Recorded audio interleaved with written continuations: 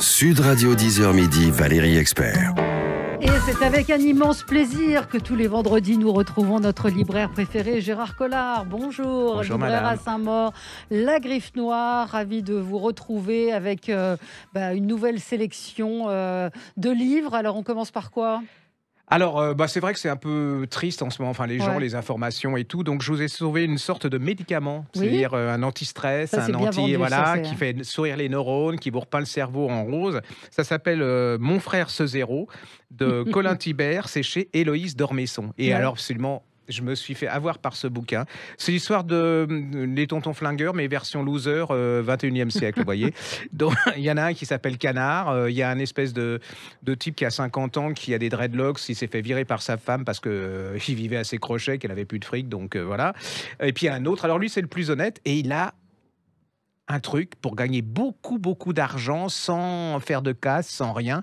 En fait, dans son EHPAD où il travaille, il a le sosie d'un milliardaire. Et il se dit, on va utiliser ce sosie pour aller tirer de l'argent en Suisse. Alors, apparemment, tout est, vous voyez, c'est nickel et tout. C'est bien organisé. Oui, mais alors dès le début, vous sentez que ça va pas. Voilà. Et là-dessus va se greffer un avocat véreux, une comtesse, enfin plein Donc, de on gens. est un peu dans le burlesque. Pas Ah non, dans parce le que burlesque, burlesque, mais... j'aime pas trop. Non, Non, moi non. c'est plutôt les tontons flingueurs, c'est-à-dire D'accord, il y c'est a du les Audiard. pieds nickelés, ouais. Voilà, c'est Audiard, il y a les phrases claques. Enfin, c'est voilà, vous êtes dedans, vous souriez, vous dites mais qui va se faire avoir? Et puis c'est tellement drôle. Enfin, c'est ces trois neuneux là qui se font avoir et vous savez pas jusqu'à la fin qui va avoir qui.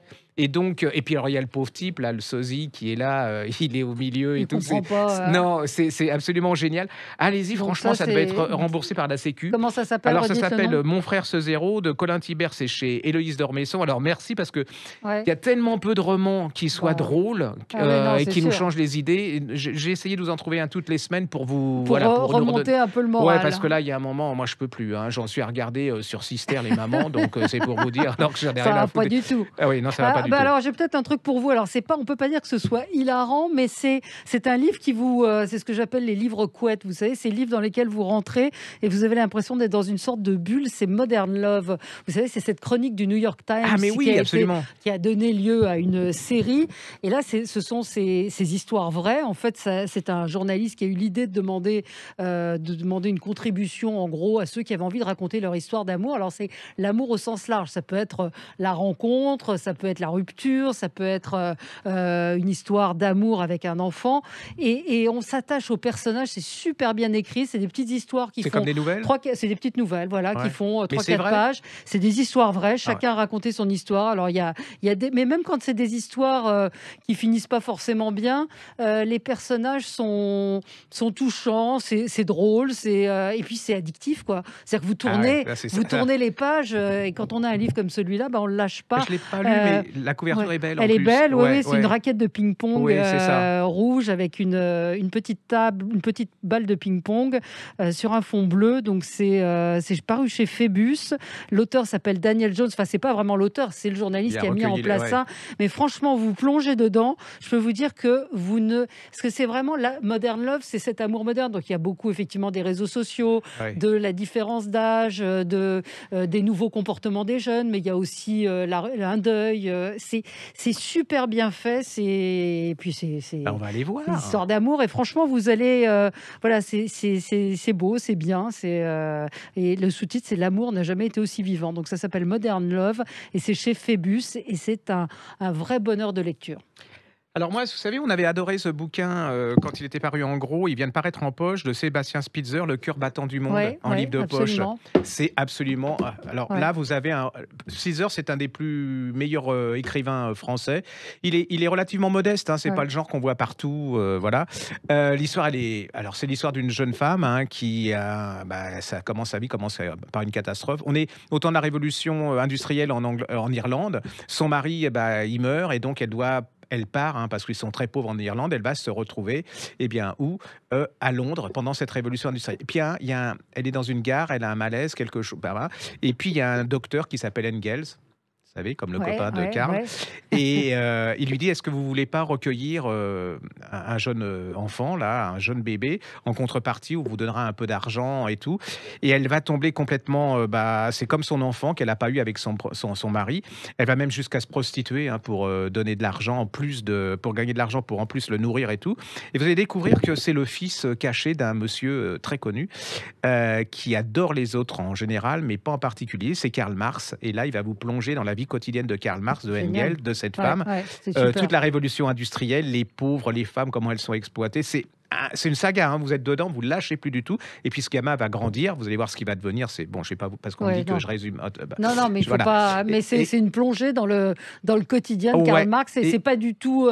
Enfin, c'est pas politique. Ah, pas du tout. C'est- Si, Il fait. ça explique ce qu'il est devenu, quoi. Voilà, il fait œuvre d'historien parce qu'il nous raconte qui était au quotidien Karl Marx, qui n'était pas forcément quelqu'un de très sympathique, et de Engels. Et puis, c'est le courage d'une femme. Et ce gamin qui se retrouve là-dedans, ne sachant plus qui est qui, c'est... voilà, moi, j'adore ce genre de roman bien écrit, avec un contenu intelligent et historique. Et qui coûte pas cher. Et qui coûte pas cher. Parce que c'est en poche. Voilà, donc allez-y, Donc, ça redites. s'appelle Le cœur battant du monde de Sébastien Spitzer, et c'est en En livre de poche. Alors, qu'est-ce Je vous qu'on fais lit pleurer encore? Oui. Allez, vous Allez. sortez votre boîte de Kleenex. Allez. On l'avait lu il y a très longtemps. Ils viennent de le faire reparaître avec C'est une quoi nouvelle couverture.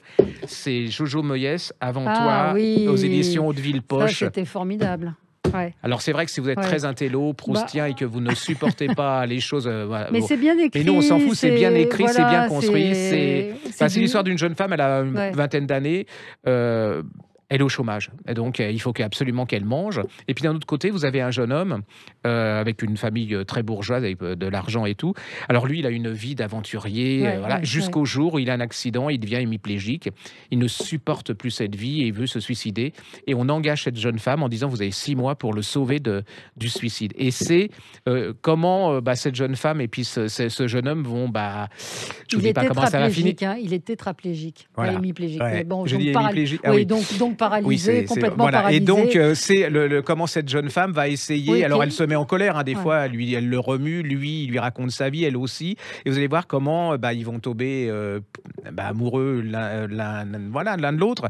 Est-ce que ça va bien finir? Est-ce que ça va mal finir? En tout cas, je vous dis tout de suite, c'est pas glauque. Vous n'allez Non. pas ressortir de là-dedans complètement. Non, mais c'est vrai que voilà. Voilà, mais je trouve on qu'elle a a un peu le ventre serré. Ouais, elle en a l'art lisant de le truc. détendre, mais on sent que ces personnages sont pas bâclés. C'est-à-dire qu'on Non. le sent bien, ce gamin, enfin cet homme, on sent toute sa détresse, son désespoir, puis en même temps cet amour de la vie. Puis elle a envie de sauver ce type, parce qu'elle l'aime bien, il est assez beau et tout.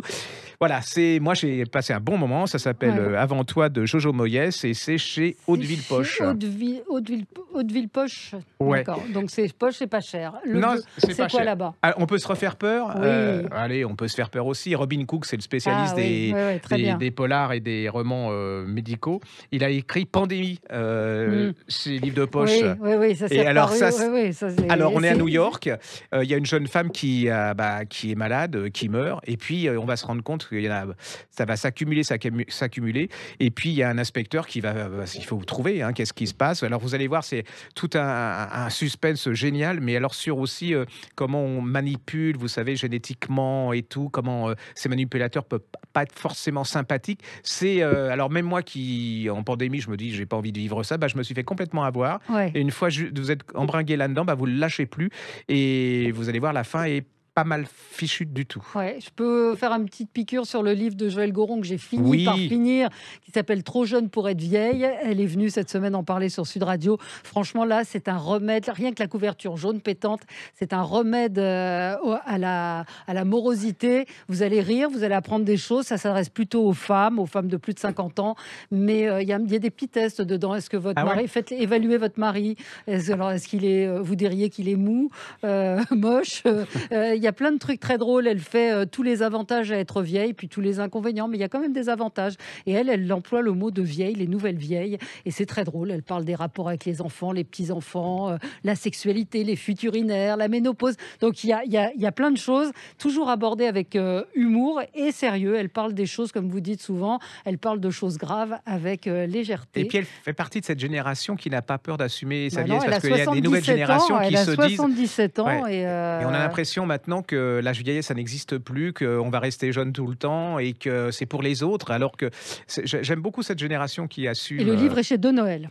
Alors, encore un. Encore un. Eh bien, moi, j'avais adoré. Il était de Jacques Raven. Ça s'appelle Les derniers jours de Robespierre, la chute, chez Pocket. Alors ça, les enfants, ça commence par. C'est terrible, hein, parce que cet homme qui était un dictateur, hein, qui, pour faire le bonheur des autres, va en tuer des milliers, qui était toujours bien habillé, poudré. Enfin, voilà. Et là, on le retrouve. Il est dans une charrette, mort ou débraillé. Il est au cimetière. On va le mettre dans une fosse. On lui pique ses fringues et tout. Et c'est les derniers jours de cet homme. Qui ne comprend pas ce qui se passe, qui absolument l'impression de ces gens sont ingrats et c'est vraiment l'histoire au jour le jour, mais d'un côté humain, c'est-à-dire que vous vivez au quotidien ces gens qui ont peur de mourir parce qu'ils ont peur de mourir par lui, et lui, il est à la fin, il se rend compte qu'il est foutu, quoi. C'est absolument d'une intensité humaine. On le lâche pas. Vous découvrez. J'ai presque de la pitié pour cet homme, alors que franchement, j'avais pas une attirance particulière. Et c'est vraiment d'une puissance, d'une force.